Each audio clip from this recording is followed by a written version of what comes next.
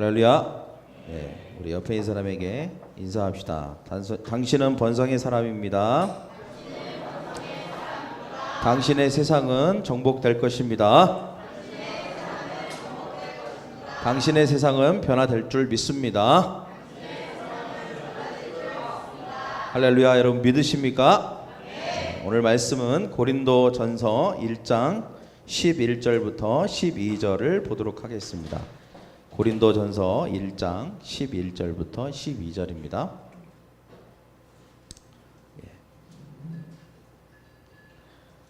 성경이 없으신 분들은 스마트폰에 보면 어플이 있습니다. 어플을 다운받으셔도 좋을 것 같습니다.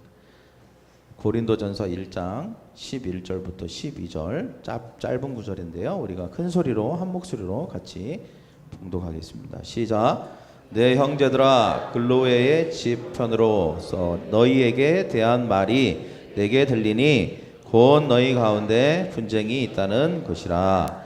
이는 다름 아니라 너희가 각각 이르되 나는 바울에게, 나는 아볼로에게, 나는 게바에게, 나는 그리스도에게 속한 자라 하는 것이니. 아멘. 할렐루야. 제가 가끔 자주 가는 식당이 있습니다. 여기 왕돈가스라는 식당이 있는데 거기에 주 메뉴는 왕돈가스입니다. 이제 왕돈가스를 시켜서 먹다 보면 각자의 돈가스 먹는 스타일이 좀 달라요. 어떤 사람은 돈가스를 이렇게 전부 다 등분을 다 나눕니다. 가로 세로 정확하게. 그래갖고 다 조각을 다 낸 다음에 먹는 사람이 있고, 또 어떤 사람은 일단 당장 먹을 것만 몇 개 이렇게 한 반 정도만 이렇게 쓸어 놓고 먹는 사람이 있고, 저 같은 경우는 그냥 그때 한 조각씩 썰어서 먹습니다. 그래서 한 조각 썰고 한 번 먹고 또 한 조각 썰고 한 조각 먹고.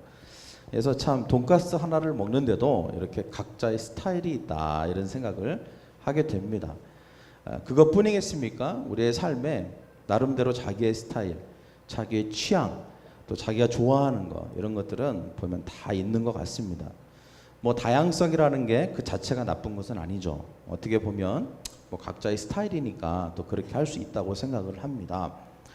그런데 우리가 신앙생활도 때때로 우리가 그렇게 하려고 할 때가 있는 것 같습니다.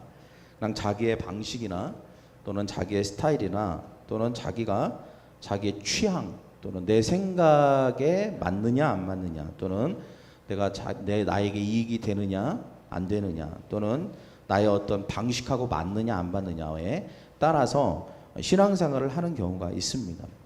그런데 이렇게 신앙생활을 하고 항상 이런 의문을 갖죠. 왜 나는 이렇게 기도 응답이 없을까? 하나님께서 내 삶에 왜 이렇게 능력이 나타나지 않을까? 또 나에게는 왜 하나님의 사랑의 자리가 이렇게 잘 나타나지 않고 뭐 하나님의 함께하심이 잘 경험되지 않을까? 이런 의문을 갖는다는 것입니다. 오늘 하나님께서는 이것에 대한 응답을 주시기를 원합니다. 고린도 교회를 통해서 하나님이 그 해답을 주시는데, 특별히 오늘 우리가 읽은 이 고린도 교회, 고린도라고 하는 지방은 매우 특별한 그런 특성을 가지고 있는 도시라고 할 수 있습니다. 이 그리스의 맨 남쪽에 있는 도시였는데, 이 도시는 두 개의 항구를 가지고 있는 항구 도시였습니다.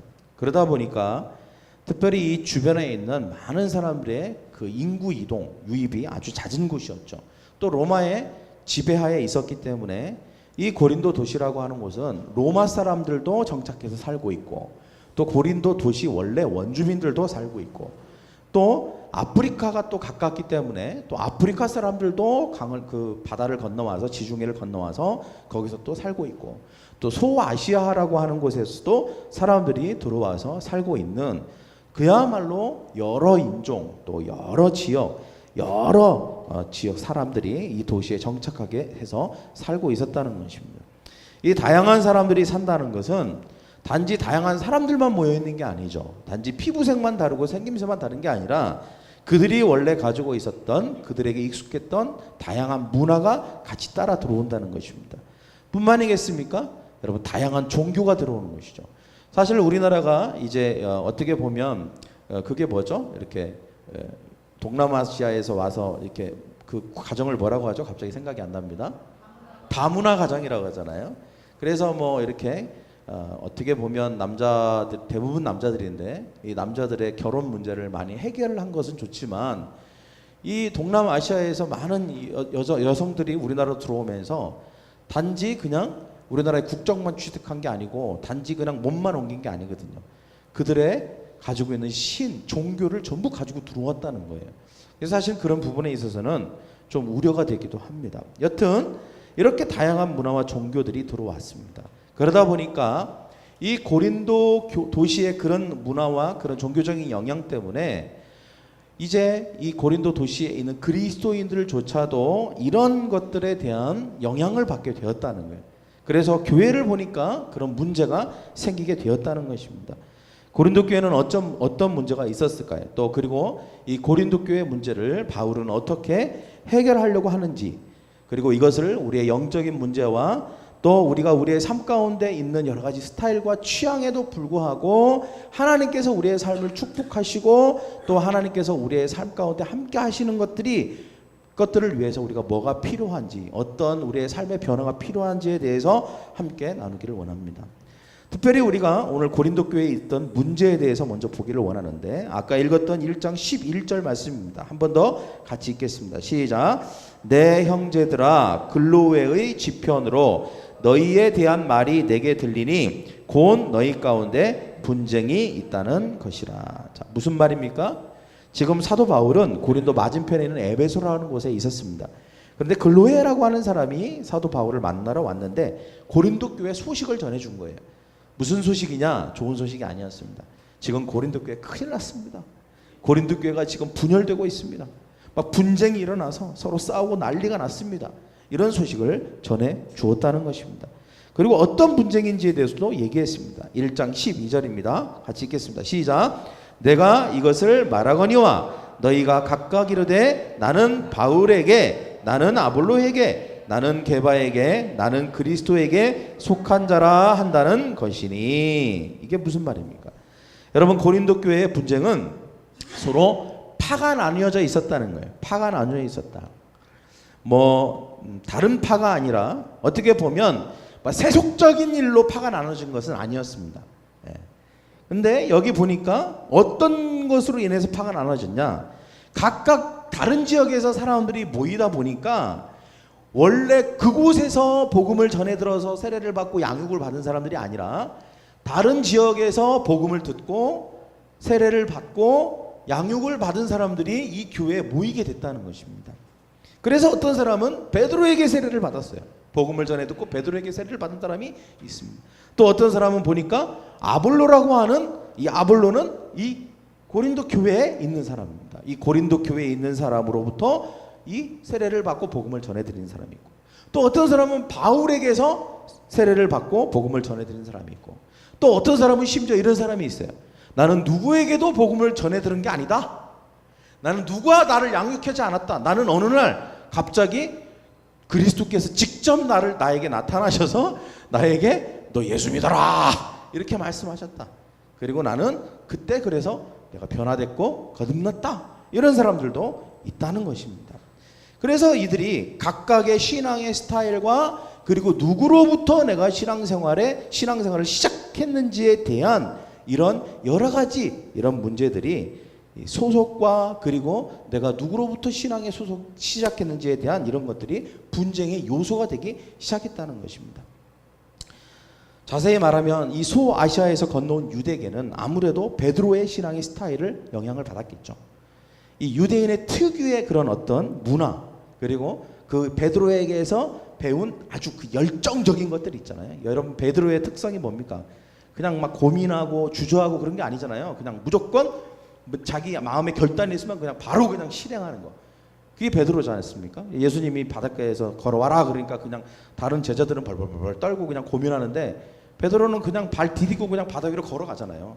금방 빠질지언정 나는 그렇게 하겠다 이거 아닙니까? 그러니까 이 베드로에게서 복음을 전해 듣고 베드로에게서 세례를 받은 사람들의 특성이 또 그런 특성을 가지고 있는 거예요. 그러니까 뭔가 교회 안에서 뭔가를 하려고 하면 이건 뭐 해 바로 합시다 뭐 이런 스타일이죠. 또 고린도에 살던 지성인들, 이 사람들은 주로 아볼로에게서 영향을 받은 사람들이죠. 이 아볼로에게서 영향을 받다 보니까 지성, 이 머리로 생각하고 합리적이고 논리적인 것들에 대해서 굉장히 중요하게 생각하죠. 헬라계는 역시 사도 바울에게서 영향을 받았고 나는 사도 바울 스타일이 맞다. 그리고 네 번째 그리스도께 속한 사람들이다. 이 사람들은 뭐냐면 어떻게 보면 그리스도께 속했다고? 그리스도께 직접 영향을 받았다고? 여러분 가장 맞는 것처럼 보입니다. 가장 어떻게 보면 정결한 신앙을 가지고 있는 것처럼 보이는데 실제로 가장 심각한 문제를 일으킨 사람들이 이 사람들이에요. 왜냐하면 엄청 교만한 거예요. 다 필요 없다 이거 당신들. 다 필요 없다. 다 필요 없다. 나는 직접 받았다. 그냥 내가 옳다. 이렇게 맨날 주장하는 사람들이라는 것입니다. 나는 예수님과 직통이다. 직통이다. 뭐 권위고 뭐고 다 필요 없다. 나한테 뭐라고 얘기하지 마라. 난 예수님 직접 말씀하시는 사람이다.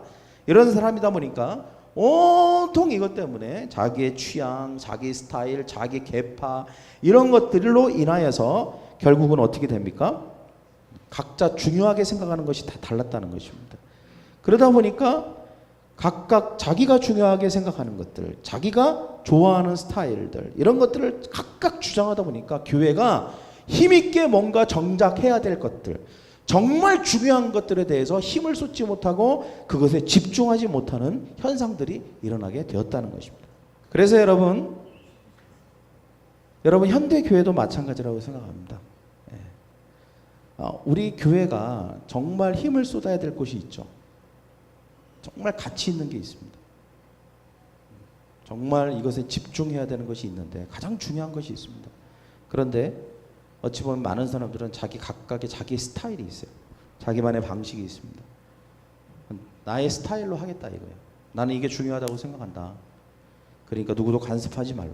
이렇게 이야기하는 경우가 많이 있습니다. 성경이 나에게 무엇을 말씀하시느냐, 이 진리가 우리의 가치 판단의 기준이 되는 것이 아니야 하는데 현대 포스트 모더니즘의 영향을 받은 많은 현대인들 그리고 그리스도인들은 자신이 모든 것의 중심이 되어버리고 만 것입니다. 여러분 미국의 어느 주 마을에 마을 사람들이 다리를 하나 건설을 했습니다. 근데 이 다리를 건설하고 나서 의견을 모았는데 이 다리를 좀 지키는 경호원이 좀 필요하다. 절대적으로 필요하다. 그래서 경비원 한 명을 고용을 했습니다. 아주 중요한 사람이니까. 그러자 어떤 사람이 갑자기 또 손을 들고 얘기했습니다. 이 경비원을 두려면 월급을 관리하고 월급을 줘야 되지 않겠냐. 그러니까 회계사 한 명을 고용하는 게 좋겠다. 그리고 자기 친구를 회계사로 추천해서 고용을 하게 했습니다. 그리고 나서 회계사를 고용하니까 또 어떤 사람이 손을 들고 얘기했습니다. 자, 회계사가 있다면 그 회계사를 도울 경리가 하나 필요하지 않겠냐. 그래서 자기가 잘 아는 경리 한 명을, 여자 경리 한 명을 또 추천을 했습니다. 그래서 경리로 하여금 회계 업무를 할 수 있게 했습니다. 결국 경비원 한 명을 위해서 회계사와 경리가 생겼습니다. 그런데 또 어떤 사람이 손을 들었습니다. 이렇게 사람이 많으면 이 사람들을 관리할 관리자가 필요하지 않겠냐. 그래서 관리소장을 한 명 세워야 된다. 그래서 또 관리소장을 한 명을 또 세웠습니다. 그래서 이 다리 하나를 위해서 경비원을 하나 세웠더니 경비원에게 월급을 주는 회계사, 그 회계사를 도울 경리, 그리고 이 모든 사람을 관리하는 관리자 한 명을 세우게 된 것입니다. 그런데 아무리 이 다리 통행료를 받아도 도저히 이 4명을 다 월급을 줄 예산이 없는 거예요. 그래서 회의를 했습니다. 마을 사람들이 모여서. 이래서는 안 되겠다. 결국은 누군가가 한 명이 그만둬야 되겠다. 그래서 회의를 했습니다. 그러나 회의를 하는 중에 회계사나 경리나 이 관리자의 배후에는 그들이 추천한 사람들이 있었습니다. 다 자기하고 관련이 있는 거예요. 자기 이익이 있고 자기가 뭔가 자기에게 중요한 사람들인 거예요. 그래서 다리가 뭐 이런 거 하나도 중요하지 않습니다. 자기가 추천한 사람이 떨어지는 게 절대 있어서는 안 되는 거예요. 그래서 결코 회계사는 안 된다. 결코 경리는 안 된다. 결코 관리자는 안 된다. 관리소장은 안 된다. 그렇게 다 주장을 했습니다. 각각 자기의 주장을 했습니다. 결국은 누가 해결됐을까요? 아무런 백도 없고 가장 만만한 경비원이 그날 해고가 되었습니다. 자, 누구 때문에 있는 사람들이죠? 이 세 사람은 경비원 때문에 고용된 사람들입니다. 경비원에게 월급을 주려고, 그리고 그 월급을 주는 것을 도우려고, 그리고 이 세 사람을 잘 관리해서 경비를 잘하게 하려고 고용한 사람이 바로 관리소장이었습니다. 그런데 결국은 누가 해고됐습니까? 경비원이 해고됐어요. 다리를 관리해야 되는 경비원이 없는 상태가 되었다는 것입니다. 여러분, 우리는 흔히 아주 그냥 어이없는 예화이긴 하지만 우리는 우리의 삶 속에서 흔히 이런 실수들을 할 때가 많이 있습니다. 흔히 새로운 다리를 건설한 마을 사람들처럼 행동할 때가 많이 있다는 거죠. 뭐가 본질이고 뭐가 비본질인지를 잘 모릅니다. 때로는 본질과 비본질을 마구마구 바꿔버리는 것입니다. 성공학자 폴 마이어라고 하는 사람이 이렇게 얘기했습니다. 목표 없는 인생이 60%다. 목표가 없이 사는 사람이 60%다. 그리고 꿈을 가진 자, 비전을 가진 자는 30%다. 그런데 정말 이 꿈을 위해서 목표를 세우고 이것이 내가 해야 될 일인가 안 해야 될 일인가를 정확하게 알고 그것을 추진하는 사람은 3%다. 그러니까 꿈은 비전은 가졌지만 실제로는 뭐가 중요한지 뭐가 중요하지 않은지, 어떻게 중요한 일에 집중하고 또 중요하지 않은 일에 집중하지 않는 것을, 그런 것을 실행하지를 잘 못한다는 거예요. 많은 사람들이 비전을 갖고 꿈을 가졌지만 실제로 그들의 삶 안으로 들어가면 정작 중요한 것은 내버리고 중요하지 않은 것에 여전히 매달려 있는 모습 속에서 살게 된다는 것입니다. 그래서 결국은 그들이 꿈을 이루지 못한다는, 비전을 이루지 못한다는 것입니다. 우리에게 시사하는 것이 큰 예화라고 생각을 합니다. 여러분, 자신의 생각, 자신의 기준, 자신의 유익, 자신의 가치가 그것이 성경의 진리보다, 또 예수님이 이 땅에 오셔서 하려고 했던 것보다 더 중요한 것이 돼서는 안 된다는 것입니다. 뭔가를 결정하는데 더 우선이 되고 있어서는 안 된다는 것이죠. 그러다 보니까 이것 때문에 우리의 삶에 하나님의 능력, 예수 그리스도의 살아계심, 함께하심의 증거들이 나타나지 않는다는 것입니다. 여러분, 마귀가 하는 게 뭘까요? 마귀가 끊임없이 교회에서 하는 것이 있습니다. 교회를 흔드는 것이 있어요. 그것이 무엇입니까? 본질이 아닌 비본질적인 거에 매달리게 하는 것입니다. 예수가 이 땅에 오셔서 교회를 세운 목적이 아닌 것들, 다른 것들에 집중하게 함으로써 교회의 힘을 빼는 것입니다. 에너지를 분산시키는 것입니다. 목적과 방향과 비전을 흩어놓는 것입니다. 이것이 바로 마귀가 하는 것입니다. 마귀는 언제나 사람들이 모여있는 곳에 살며시 들어와서 정말 예수가 교회를 세운 목적과 관계없는 것, 다른 것에 막 집중하게 하는 것입니다. 거기에 목숨을 걸게 하는 거예요. 그것이 마치 더 중요한 것처럼 그것을 붙들고 생활하도록 하는 것입니다. 정말 예수가 이 땅에 오신 목적을 잃어버리게 하는 것, 이것이 마귀가 하는 역사예요. 여러분, 여기에 대해서 하나님은 사도 바울로 말미암아 이 고린도 교회의 문제에 대해서 정확하게 얘기해 주십니다. 또한 우리에게도 그 부분을 얘기해 주시는 것이죠. 고린도전서 1장 17절입니다. 같이 읽겠습니다. 고린도전서 1장 17절 다 찾으시고 한번 같이 읽겠습니다. 찾으셨습니까?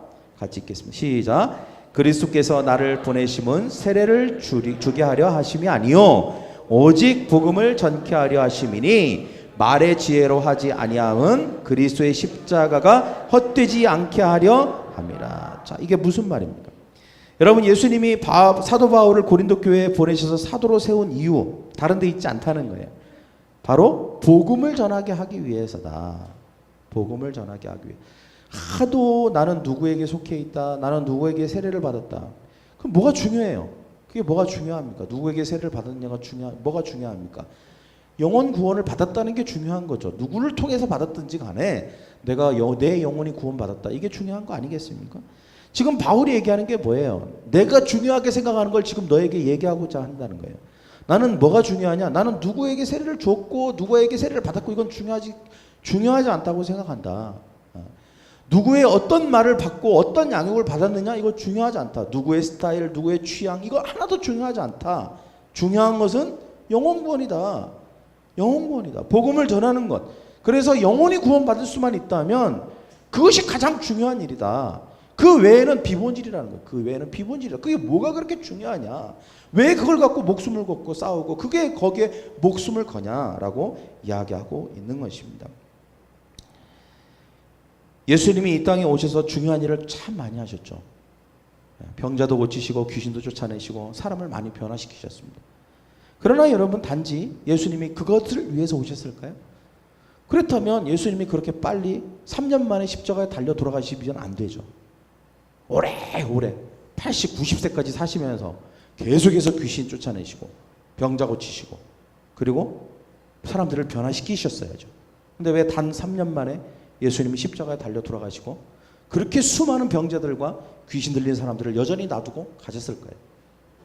왜? 그게 목적이 아니었기 때문에 그런 것입니다. 여러분, 거라사 지방에 군대 귀신 들린 사람을 고치셨습니다. 그리고 뭐라고 하시죠? 가서 너와 네 집을 구원해라. 자, 귀신을 쫓아낸 이유는 그와 그의 가족을 구원하기 위해서입니다. 돈밖에 모르는 세리장 삭개오를 만나시고 그를 변화시킨 이유가 무엇입니까? 왜 변화시키셨죠? 가서 너 삭개오와 그의 집에 있는 모든 사람들을 구원하기 위해서입니다. 오늘 너와 너희 집에 구원이 임하였다. 그렇게 말씀하시잖아요. 예수님께서 왕의 신하의 아들을 고쳐주시는 목적이 무엇입니까? 가서 너와 내 집을 구원해라. 예수님은 이 땅에 오셔서 많은 중요한 일을 하셨습니다. 그러나 그것이 목적은 아니었다는 거예요. 그것은 목적은 아니었다. 그런 일을 하신 궁극적인 목적이 뭐냐는 거예요. 그것은 바로 영혼 구원이었다는 것입니다. 예수님은 이것을 위해서 오셨고 이것을 위해서 교회를 세우셨다는 거예요. 여러분, 중요한 일을 할 때에 저와 여러분을 하나님은 중요한 사람으로 만들어주시고 함께 하시는 것입니다. 정말 예수님이 하나님이 중요하게 하는 것을 내가 하고 있느냐가 중요한 거예요. 그때 하나님에게 나는 중요한 사람이 되는 것이고 내가 하나님에게 중요한 사람이기 때문에 하나님은 내 삶에 항상 역사하시고 나와 함께 하시는 것입니다. 여러분, 우리는 가끔 착각할 때가 있어요. 전혀 하나님이 중요하게 생각하지 않는 것에 내 삶의 모든 것을 집중하면서 하나님이 나를 중요하게 생각해 주기를 바랍니다. 전혀 하나님께서 이 땅에 오신 예수님이 이 땅에 오신 목적과 전혀 상관없는 것에 내 삶의 목적을 정확하게 두고 살면서 하나님이 내 삶을 축복하시고 하나님이 내 삶에 항상 개입해 주시고 나를 사랑해 주시기를 바랄 때가 있어요. 그것은 뭔가 잘못된 거예요. 포인트가 안 맞는 것이죠. 여러분, 정말 중요한 게 무엇입니까? 신앙생활을 하는 목적이 무엇일까요? 물론 우리의 삶 가운데 자녀가 잘 되어야 될 것입니다. 사업이 잘 되어야 되겠죠. 몸이 건강해져야 됩니다. 직장에서 승진도 하고 그리고 하는 모든 프로젝트와 이 모든 것들이 잘 되어야 할 것입니다. 좋은 학교도 들어가고 많은 좋은 사람들을 만나야 되고 연봉도 많이 받기를 원합니다. 그러나 여러분, 이렇게 되어야 되는 이유가 뭐냐는 거예요. 이게 목적은 아니라는 거예요. 이렇게 되어야 되는 이유가 뭐냐는 거예요. 그것은 바로 영혼을 구원하기 위해서입니다. 우리의 인생의 목적이 바뀌어줘야 된다는 것이죠. 저와 여러분의 모든 기도가 하나님의 분명한 목적에 맞춰져 있어야 됩니다. 여러분, 여러분이 100번을 기도한다면 그 100번의 기도가 어디에 초점이 맞춰져 있습니까? 어디에 여러분 집중되어 있냐는 것입니다. 예수님이 이 땅에 오신 목적이 바로 예수가 여러분과 함께 해야만 하고 여러분을 승진시키고 여러분을 사업을 번창케 하고 여러분의 자녀를 잘 되게 하고 몸이 건강하게 회복되어야 될 이유가 바로 예수님이 이 땅에 오신 목적이 되어야 하는 것입니다. 무엇입니까? 무엇일까요? 영혼구원입니다. 영혼을 구원하는 것, 복음을 전하는 것, 예수를 전하는 것입니다. 취직 왜 해야 됩니까? 옆에 있는 사람에게 물어요. 취직 왜 해야 합니까? 왜 건강해져야 합니까? 자녀들이 왜 잘 돼야 합니까? 옆에 있는 사람에게 물어보세요. 저를 그냥 따라오지 말고 따라하죠. 저 영혼 없이 그냥 저를 따라오는 분들이 많이 있는 것 같은데 옆에 있는 사람에게 정말 눈을 부라리고 한번 물어보세요. 재정이 왜 많아져야 되냐는 거예요. 왜 사업이 잘 되어야 되냐는 것입니다. 왜? 예수님을 전해서 내 주변에 있는 오이코스의 영혼을 구원하기 위해서입니다. 이게 목적이에요. 이게 목적과 그 다음에 그 목적 때문에 주어지는 은혜와 선물을 바꾸면 안 돼요. 그죠? 저는 제가 항상 여러분에게 하는 말이 있습니다. 아이들을 가끔 제가 테스트 해보고 싶은 때가 있잖아요. 그죠? 과자를 하나 사주고 꼭 하나만 이렇게 물어보지 않습니까? 하나만 줘봐라. 그럼 아이들은요, 대체적으로 과자를 사달라고 할 때는 저한테 굉장히 집중해요. 따님 과자 하나만 다 주세요. 그러면 제가 하라는 거 다 합니다. 그죠? 뽀뽀해줘 그러면 뽀뽀하고, 사랑합니다 얘기해 그러면 사랑합니다 얘기 다 해요. 그죠? 그래서 저한테 엄청 집중하고 제가 중요한 사람이에요. 그러나 과자가 그들의 손에 안에 딱 들어가잖아요. 그리고 내가 과자 하나만 그러면 그 과자 하나보다도 못한 사람이 됩니다. 그렇잖아요? 과자 하나보다도 못한 사람이 돼요. 왜? 그 과자 하나 못 줘요. 예. 이걸 왜 너한테 왜 줘야 되지? 이런 눈빛으로 저를 쳐다봐요. 예. 항상 애들을 테스트해야 돼요. 예. 이거 누가 줬지라고 하는 것을 인식을 시켜줘야 됩니다. 그리고 또 내가 그 아이에게 줄 수 있는 사람이라는 게 굉장히 중요한 거예요. 그죠? 항상 그 아이들의 단점이 뭡니까? 그거밖에 못 보는 그거. 그게 가장 중요한 거. 지금 현실, 현재 자기가 보고 있고 자기가 주어진 게 인생에서 가장 중요한 거. 이건 뺏길 수 없는 거예요. 그 목숨을 거는 거예요. 목숨. 과자 한 개에 목숨을 걸죠. 예. 그러나 엄마 아빠는 안 그러지 않습니까? 예. 엄마 아빠는 그걸 다 보잖아요. 예. 앞, 뒤, 전후, 좌우를 다 볼 수 있는 눈을 가지고 있잖아요. 근데 아이들은 그렇지 않아요. 예. 여러분 신앙생활도 그래. 꼭 아이 같은 사람이 있어요. 아이 같은 사람. 예. 정말 중요한 건 못 보고 그냥 그 당장의 문제, 그냥 그 당장의 그냥 소원, 요거만 보고 그냥 하나님이 정말 뭘 원하시고 뭘 어떤 목적으로 내 인생을 끌고 가시는지에 대한 관심은 도무지 없고 그냥 그거에만 급급한 거예요. 그것만. 문제 생기면 그것만 해결되길 바라고. 어떤 소원이 있으면 그것만 일단 해주세요. 그리고 또 조금 지나면 또 똑같은 일을 계속 반복하는 거예요. 계속 문제 해결, 소원 성취, 문제 해결, 소원 성취, 문제 해결, 소원 성취. 이거 그냥 평생 그렇게 해가는 것입니다. 전혀 하나님이 왜 문제를 해결해 주려고 하는지, 왜 하나님이 소원을 성취해 주려고 하는지에 대한 진짜 목적은 내 인생에 없는 거예요. 내 인생에 없는 거예요. 그건 그냥 죽을 때까지 모르고 사는 것입니다. 그 아이와 근시안적인 것이죠. 아주 작은 인생의 작은 부분만 보는 아이와 같은 그런 눈을 가지고 있는 것입니다. 우리의 기도가 바뀌어져야 될 줄 믿습니다. 할렐루야. 주여 나의 사업을 축복해 주십시오. 예수 전하기 위해서. 주님 나를 건강하게 해 주십시오. 영혼 구원하고 그리고 예수를 전하기 위해서. 주님 나의 집을 사게 해 주십시오. 예수를 전하고 셀 모임을 한 30명씩 모일 수 있는 큰 집을 주십시오. 주님 예수 전하기 위해서 영혼 구원하기 위해서 나를 회복시키고 축복하여 주시옵소서. 그렇게 여러분 기도하는 저와 여러분이 되기를 원합니다. 할렐루야. 근데 그렇게 기도해도요 비본질과 본질이 바뀔 때가 너무 많아요. 예. 기도 그렇게 하고 거기에 집중하다가 어느덧 보면 바뀌어 있는 거예요. 우선순위가. 예. 분명히 예수 전하기 위해서 나를 건강하게 해주십시오 그랬는데 건강을 찾고 나면 어떻게 될까요? 주일마다 등산 다니고 뭐 놀러 다니고 맨날 그러는 거예요. 분명히 기도는 그렇게 해놓고 그리고 주님 내가 이렇게 하면 내가 이렇게 해주십시오. 내가 취직하면 내가 주님을 위해서 살겠습니다. 이런 취직하면 어떻게 해요? 예, 언제 내가 그런 소리를 했냐 뭐 이런 거죠. 문제 해결되면 언제 내가 그런 게 싹 까먹고 그렇게 사는 것입니다. 역시 또 본질에 집중하다가 비본질적인 삶으로 나가는 것이죠. 예, 아주 영적인 삶을 살다가 또 세상적인 삶으로 돌아가는 것입니다. 이것이 우리의 연약함이죠. 왜 그렇습니까? 사단이 우리에게 그렇게 만드는 것입니다. 절대 우리는 본질에 집중하지 못하게 해요. 우리가 그것에 집중하는 것을 흐트러 버립니다. 왜? 그것이 얼마나 강력한 능력이 있고 우리의 삶에 얼마나 놀라운 축복이 있는지를 사단이 알기 때문에 그런 것입니다. 자, 그렇다면 우리가 무엇을 해야 되겠습니까? 정말 영혼구원이 내 삶의 목적이고 모든 것이 잘 되어야 되는 이유가 되는지를 하나님께 보여드려야 되지 않겠습니까? 여러분 이것이 다 된 다음에 하겠어요? 아니죠. 이것을 함으로 말미암아 주님 그렇습니다. 내가 정말 이것이 내 인생의 목적입니다를 먼저 하나님께 증명해야죠. 그래서 여러분 우리가 사업, 건강, 집, 차, 뭐 승진, 돈 이런 게 목적이 아니고 우리의 삶의 영혼원이 진짜 목적이라는 것을 증명하는 것입니다. 맨 먼저 할 일이 뭘까요? 그것은 우리의 오이코스, 즉 우리가 관계하고 있는 우리의 세상, 나와 관계하는 나의 세상, 이웃, 집, 가족, 그 다음에 친구, 직장, 동료, 이 내 세상입니다. 내 세상, 나의 오이코스라고 할 수 있습니다. 이 나의 세상에 있는 사람들에 대하여 마음을 품고 그들을 내 마음 안에 담아두는 것입니다. 어떻게? 그들의 영혼을 구원하겠다 이렇게 생각하는 거예요. 그리고 그들을 선정하는 것입니다. 특별히 내가 이 기간 동안에 이 사람들을 먼저 이들의 영혼을 구원하겠다. 이들에게 먼저 예수 그리스도를 소개하겠다고 마음에 담아놓는 것입니다. 지금은 아니고요. 지금은 제가 삶이 너무 급하거든요. 지금은 너무 힘들거든요. 지금 내가 진짜 중요한 일이 있거든요. 역시 그 사람은 여전히 하나님의 목적과 하나님이 중요하게 생각하는 것과는 상관없는 일에 집중되어 있는 것이죠. 그러나 그럼에도 불구하고 여러분 아무리 뭐 중요한 일이 있어 여러분은 오이코스는 항상 주변에 있습니다. 여러분 힘들다고 가족 안 만나고 삽니까?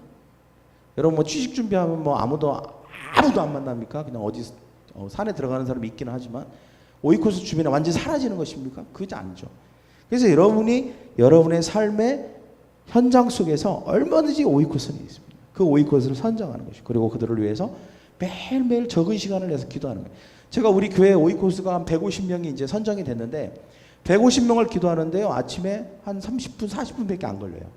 그러면 여러분의 3명 또는 뭐 아무리 많아봤자 여러분 3명이 기도하니까 9명이잖아요. 9명을 위해서 아침마다 그 기도 3가지 제목으로 기도하는 거 몇 분 걸릴 것 같아요? 여러분? 몇 분 걸릴 것 같습니다. 알아맞히는 사람이 제가 시간을 재봤거든요. 몇 분 걸릴 것 같아요? 알아맞힌 사람에게 좀 더 아이스크림 하나 선물로 드리겠습니다. 몇 분 걸릴 것 같아요? 예. 최지선 자매님. 2분 걸려요. 맞췄습니다. 최지선 자매님. 좀 이따 아이스크림 하나 드세요. 2분이에요. 2분. 한 2분 정도 걸리더라고요. 한 2분. 그거 9명 기도하는데 2분 걸려요. 여러분 한번 생각해 보세요. 내가 하나님이라면 하나님이 아니라도 나는 내가 진짜 중요하게 생각하는 거를 위해서 하루에 2분도 못 내는 사람에게 별로 관심 가지고 싶지 않을 것 같아요. 그렇지 않아요, 여러분? 여러분 하나님이 가장 중요하게 생각하는 게 영혼이거든요. 근데 우리는 하나님을 믿는다는데 하나님이 가장 중요하게 생각하는 거에 대한 관심이 없다. 나는 내 시간에 2분도 낼 수 없다. 내가 그걸 위해서 기도할 수 없다. 왜냐하면 일단은 여러분 영혼 구원의 가장 기초가 선정하고 기도하는 거잖아요. 일단은 2분은 내야 돼. 2분은. 그러면 내가 적어도 영혼 구원을 위해서 매일매일 살고 있는 거예요. 매일매일 거기에 그래도 집중을 어느 정도 하고 있는 거예요. 집중하고 있다는 거예요. 그래서 큐티하고 항상 2분을 더 내서 여러분 영혼을 위해서 기도해야 되는 것입니다. 할렐루야. 옆에 있는 사람에게 매일 영혼을 위해서 기도합시다. 언제까지? 그 사람들이 예수님 앞에 돌아올 때까지 계속 기도하는 거예요. 계속. 포기하지 않고 기도하는 것입니다. 그리고 오이코스를 위해서 계속 기도하는. 그리고 어떻게 합니까? 그들을 또 만나는 거죠. 시간을 내서 정기적으로 만나는 것입니다. 일주일에 한 번이나 2주일에 한 번씩 만나서 관심을 갖는 거예요. 요즘 어떻게 지내냐. 또 요즘 어려운 거 없냐. 피상적인 관계, 그냥 사무적인 관계가 아니라 좀 진실한, 좀 진정성이 있는 그런 만남을 갖는 거죠. 개인적으로. 정말 그들을 도우려고 하는 마음, 그들의 필요를 채우려고 하는 마음을 가지고 그들을 개인적으로 만나는 것입니다. 그리고 사랑하는 마음으로 다가서는 거죠. 그리고 그들을 정기적으로 어디에? 셀과 교회에 초청하는 것입니다. 기회가 있을 때마다 우리 교회 뭐 하는데 또 이번에 뭐 하는데 셀과 교회에 이렇게 초청하는 것입니다. 우리 교회가 이제 10월 마지막 주하고 10월 첫 주에 우리가 또 그런 것들을 하게 될 것입니다. 추수예배, 추수감사 예배 때도 초청하고 성탄절 때도 초청하고 또 셀 파티 한다고 그래서 우리가 이번에 셀에서 같이 이렇게 밥 먹고 교제하는 시간들이 있고 이렇게 파티하는데 이렇게 와라. 그래서 같이 가족들끼리 밥 먹고 초대하는 것입니다. 그리고 우리 안에 있는 예수님을 자연스럽게 드러내는 것이죠. 그리고 축복해주고 기도해주고 하는 것입니다. 여러분 거절할 거에 대한 두려움을 갖는 사람들이 있을 수 있습니다. 그러나 이미 우리가 설사 거절을 당한다 할지라도 기도하고 초청하고 하는 이런 모든 행위만으로도 하나님은 결과와 상관없이 우리를 기뻐하시는 줄 믿습니다. 할렐루야. 하나님은 기뻐하세요. 여러분이 기뻐하세요. 중요한 건 뭐냐면 여러분의 삶을 통해서 하나님이 기뻐하게 하는 게 중요한 거예요. 하나님이 나를 통해 나를 보시고 기뻐하시는 거. 이게 중요한 것입니다. 내가 너의 삶을 기뻐하노라. 그럼 된 거 아니겠습니까? 영혼구원의 삶을 사는 것이 하나님을 기쁘시게 해드리는 것입니다. 기도하고 추대하는 것에 대한 마음의 부담을 가질 수 있습니다. 또 어떤 부담이 있습니까? 나는 아직 변화되지 않았는데, 나는 아직 그만한 제목이 안 되는데, 나는 아직 아직은 하나님도 잘 모르겠고, 내가 기도했을 때 내가 응답받았다는 확신이 때로는 없기도 하는데, 그럴 때가 있죠. 그러나 여러분 이것을 꼭 아십시오. 그러기 때문에 여러분 기도해야 됩니다. 왜 그렇습니까? 내가 오이코스를 위해서 기도할 때 예수님이 나를 위해서 기도해 주시는 줄 믿습니다. 내가 아직은 잘 모를 때 오이코스를 위해서 내 삶을 헌신할 때 하나님은 그것을 더 확실하게 해주실 줄 믿습니다. 그럴 때 하나님께서 우리의 삶에 역사하시는 것입니다. 여러분, 내가 나의 문제를 위해서 기도하는 것보다 예수님이 나를 위해서 기도해 주는 게 어제 우리 유빈이가 그러더라고요. 뭐 마이너스 100점 아빠한테 장난감 안 사준다고. 그리고 뭐 또 마이너스 10,000점 그러니까 뭐 아빠가 아이고 의미 없다. 그러니까 또 이제 유빈이가 그러더라고요. 마이너스 해 그러더라고. 해가 뭐 제일 높은 건가 봐요. 그죠? 뭐 끝도 없이 마이너스라는 이거죠. 근데 여러분, 우리가 우리가 기도하는 것보다 여러분, 우리가 기도하는 것, 우리가 365일 아무리 열심히 기도한다 할지라도 과연 우리가 아무리 예를 들어서 우리의 삶에 일어날 수 있는 여러 가지 삶의 뭡니까? 도저히 우리가 예측하지 못하는 일들을 아무리 우리가 스스로 그것을 다 조사해서 그 모든 것을 다 항목별로 기도한다고 한들 우리가 그걸 다 알 수 있겠습니까? 몰라요. 우리의 생각이 그것까지 다 알 수 있는 게 아니에요. 우리 한정돼 있잖아요. 우리의 경험, 우리의 지식이라는 건 한정돼 있습니다. 근데 예수님은 나에게 가장 잘 맞는 것, 가장 합당한 것, 예수님께서는 우리의 삶에 일어날 모든 것을 다 알고 계시기 때문에 가장 우리에게 필요한 기도를 주님은 우리를 위해서 해주실 수 있다는 거예요. 언제? 내가 다른 사람을 위해서 중보할 때입니다. 내가 다른 사람을 위해서 중보하면 예수님이 나를 위해서 중보해 주신다는 거예요. 그것은 내가 나를 위해서 기도하는 것보다 몇 수천억 배 더 정확하고 더 유익한 기도인 것입니다. 모든 것을 피해갈 수 있고 가장 하나님께 나를 축복하시는 기도가 된다는 거예요. 그런데 사람들은 그걸 잘 몰라요. 그냥 나를 위해서만 기도하거나 아니면 나를 위해서도 기도하지도 않고 다른 사람을 위해서도 기도하지 않는 그냥 아무런 무방비 상태의 삶을 살기도 한다는 것이죠. 여러분, 신앙의 본질이 무엇입니까? 나를 축복해 주셔야 되는 이유. 내 주변에 나를 아는 사람들에게, 내가 아는 사람에게 그들에게 전하기 위해서입니다. 전하기 위해서. 하나님이 나의 사업을 잘되게 하는 이유, 건강하게 하는 이유, 자녀들이 잘되게 해야 되는 이유, 내 주변에 그것이 예수님이 해주셨다는 것을 증거하기 위해서 그런 것입니다. 하나님은 나와 여러분을 구원하시고 자녀 삼아주신 이유가 있습니다. 바로 뭘까요? 영혼구원입니다. 옆에 있는 사람에게 영혼구원입니다. 영혼구원입니다. 영혼구원을 위해서 세상을 변화시켜 가시는 줄 믿습니다. 변화시킬 세상 멀리 있지 않습니다. 여러분 옆에 있어요. 중요한 건 있는데 관심이 없는 거죠. 없는 게 아니라 있는데 관심이 없는 것입니다. 관심만 가지면 되는 것입니다. 할렐루야. 할렐루야. 그래서 여러분, 내가 원하는 방식으로가 아니라 정말 내 삶의 주인이 되신 예수 그리스도가 원하시는 방식, 예수님이 내 삶에 하기를 바라는 그 방식대로 산다면, 여러분 그것이 내 인생의 목적이 된다면 여러분의 삶은 정말 하나님이 기뻐하시는 삶, 하나님이 진정한 여러분의 삶의 승리가 되시는 그런 인생을 살게 될 줄 믿습니다. 여러분, 이게 아니라면 여러분 내 삶의 주인이 예수님이라고 말하는 것은 아무 의미 없습니다. 아무 의미 없다 이겁니다. 주님은 내 삶의 주인이십니다. 그러면서도 여전히 주님이 원하시는 그런 삶이 아니라 내가 원하는 삶을 살고 있다면 주님이 우리에게 그렇게 얘기하실 거예요. 아무 의미 없다. 저를 한번 따라해 보세요. 아무 의미 없다. 아무 의미 없는 거예요. 무슨 의미가 있겠어요, 그게. 의미 있는 인생을 삽시다. 할렐루야. 가치 있는 인생을 삽시다. 우리는 지금 그거에 집중하고 있는 것입니다. 또 집중해야 돼요. 계속 우리의 관심을 흐트러뜨리고 우리가 거기에 집중하지 못하게 하는 것에 우리의 마음을 뺏겨서는 안 되는 것입니다. 시간에 집중하십시오. 모임에 집중하십시오. 우리가 하는 이 기도에 집중하셔야 됩니다. 여러분 개인 기도를 좀 내려놓으셔야 돼요. 이때는 개인적인 소원과 문제들을 좀 내려놓고 영혼 구원에 더 집중해서 기도하셔야 됩니다. 평상시와 똑같은 일을 하면서 다른 결과를 얻기를 바라면 안 돼요. 제일 바보 같은 사람입니다. 항상 지금까지 해왔던 대로 살면서 이 기간 동안에는 다른 결과가 좀 나왔으면 좋겠다. 더 큰 좋은 결과가 나왔으면 좋겠다. 그는 바보 같은 사람입니다. 달라야 돼요. 여러분의 삶의 스타일을 좀 바꿔야 됩니다. 좀 집중해야 되고 좀 뭔가 여러분이 여기에 더 집중한다면 다른 것에 덜 집중해야 되는 것입니다. 그래야 하나님께서 여기서 영혼 구원의 승리를 맛보게 하시고 하나님 이것을 통해서 여러분의 삶을 한 단계 다 업그레이드 시키실 거예요. 할렐루야. 그것을 경험하는 간증이 있는 저와 여러분이 되기를 간절히 소망합니다. 우리 옆에 있는 사람에게 집중합시다. 영혼 구원에 집중합시다. 우리 다 같이 일어나서 우리 같이 기도하겠습니다.